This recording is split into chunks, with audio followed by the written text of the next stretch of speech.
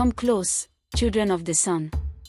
Let me tell you the tale of Glory, the Cowrie woman, whose spirit danced like flame and whose voice shook the silence of the land. Long ago, in a village where the walls were made of mud and the nights whispered secrets, there lived a woman named Glory. She had braids like rivers, flowing with cowrie shells that sang of ancestors. She and a man named Harrison shared a pot of soup and laughter, though the world outside was cold and cruel.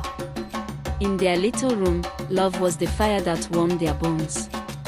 One day, the wind carried her to the gates of a great mansion. There stood Madam Walker, wrapped in ankara and coral beads, her arms wide like the sky. She saw Glory, not as a servant, but as a seed. And so, Glory entered.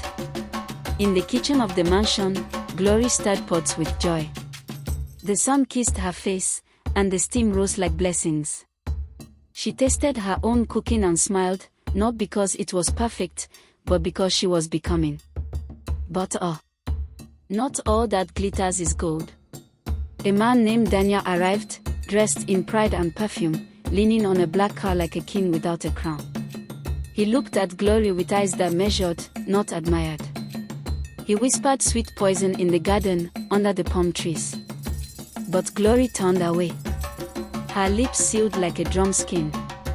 She would not dance to his tune. Then came the moment.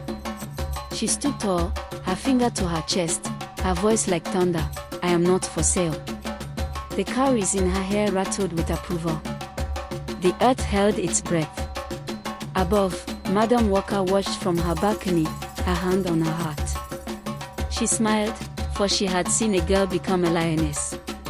Time passed, and Glory walked hand in hand with Harrison through the market.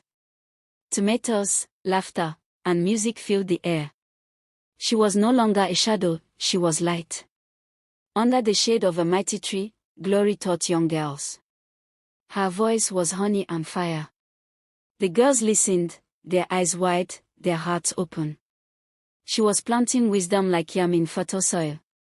And when the sun began to sleep, Glory walked away. The girls waved, the cowrie swayed, and her silhouette stretched across the land. She was no longer just Glory. She was legend. So remember, children. When the world tries to price your worth, speak like Glory. Walk like Glory. Be the Cowrie woman.